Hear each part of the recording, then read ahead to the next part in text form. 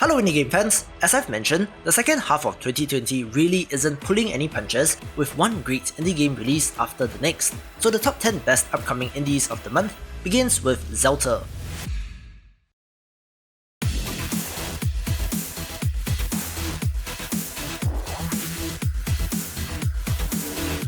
This was a kickstarted project and impressed with the pixel art, and yes, while it is another zombie apocalypse game, I like the look, and the combination of the top-down shooting action, base building elements, and survival, crafting and scavenging bits does make it look like fun.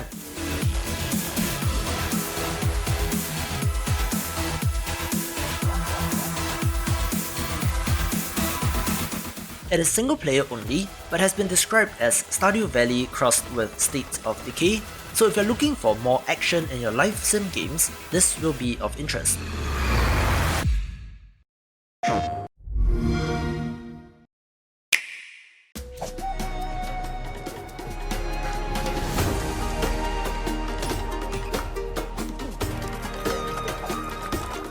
The other survival game that I'm very interested in is The Survivalists, from the developer that made The Escapists, and is set on a tropical island where you must find a way to survive.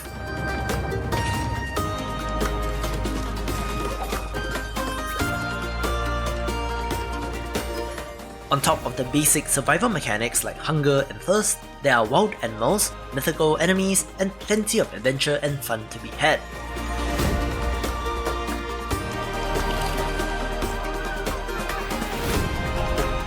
I like the monkey training aspects of this the most, looking to have some influence from games like Autonauts, but wonderful look and should be a good time, especially with friends.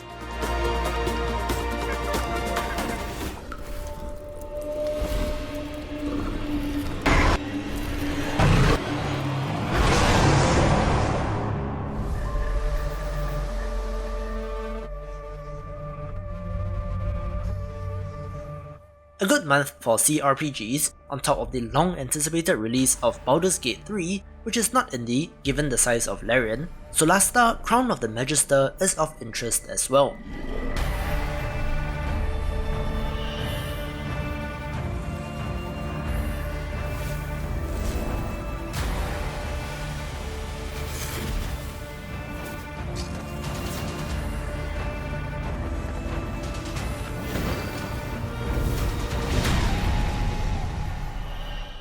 Set in a classic high fantasy setting and following the SRD 5.1 rule set from Dungeons & Dragons, if you love classic games like Neverwinter Nights or even more recent entries like Pillars of Eternity, this one is for you.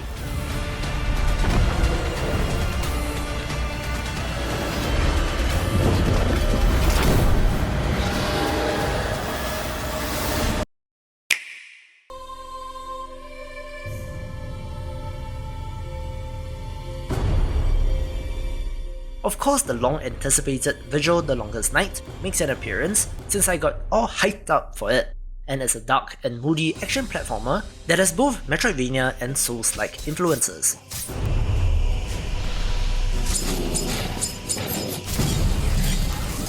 Existing as a unique intersection between Lovecraftian eldritch horror and traditional Taiwanese myths, I love it when developers incorporate a part of their own culture into games, and this looks like a great example of that.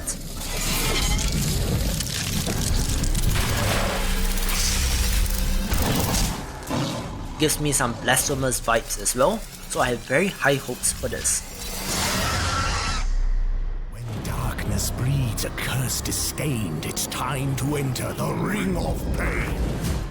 Now, I'm not sponsored, but Humble Games Publishing is really knocking it out of the park, with the first title on this list being Ring of Pain, a roguelike deck builder that, refreshingly, is not like Slay the Spire, and looks to do its own thing with beautiful art and what looks like interesting mechanics. Reaction.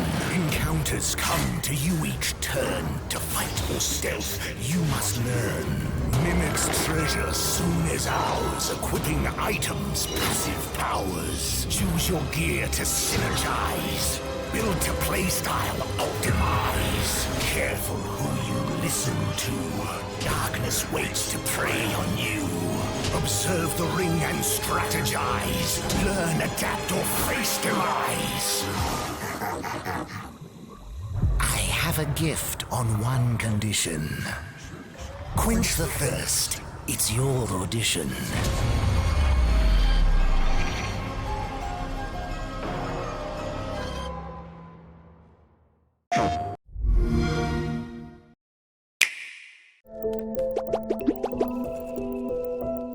Two for two for Humble with the release of Kato, a puzzle adventure game where you play as a young girl exploring a vast continent, seeking her way home while helping others along the way.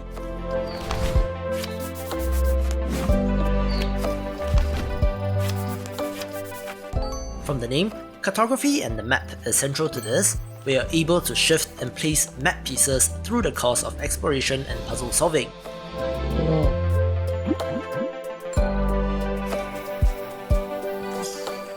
I love the art style in this, looking so beautiful and comforting, and should be a very pleasant experience.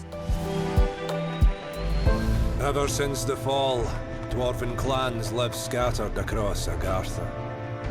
They toil every day in the dark and dirt. They try to protect what little they have from rival clans and the vile creatures that roam these lands. I'm a sucker for traditional RTS games, and one which looks very much like Warcraft 3 is Dwarfheim, which perhaps has an interesting twist that may make it stand out.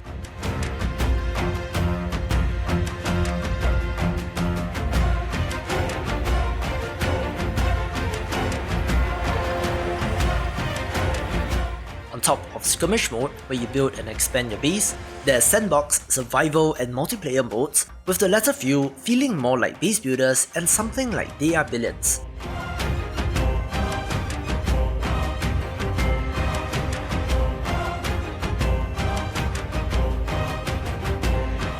Still, totally down for this type of game, and I'm curious as to where the co-op focus of this will lead it.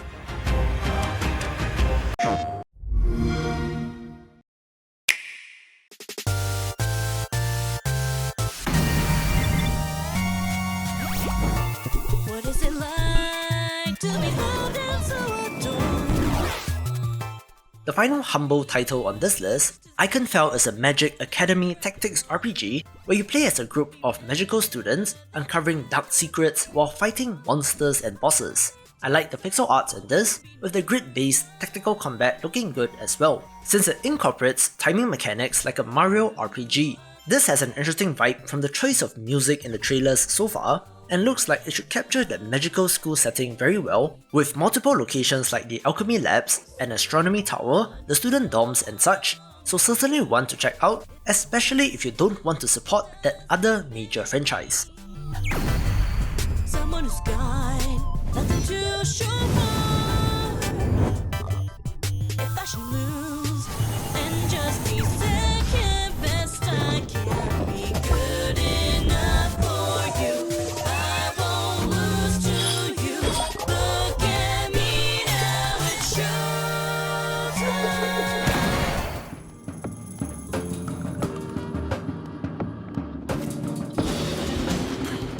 The 1.0 release of Noita will be of interest as well, since this is a roguelike platformer where every pixel is simulated, leading to some of the cleverest and most insane emergent gameplay moments. And hey, isn't that what roguelikes are all about?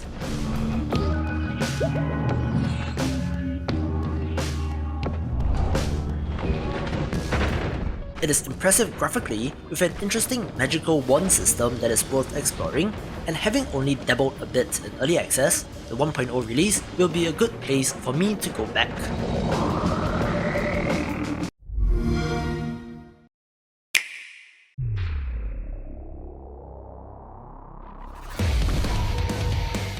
One more roguelike platformer makes it out of early access with the awesome Scourgebringer.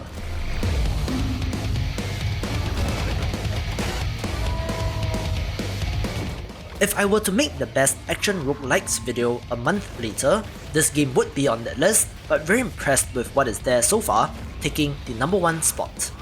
To see more of the big picture, check out these awesome videos, and I will see you after the jump.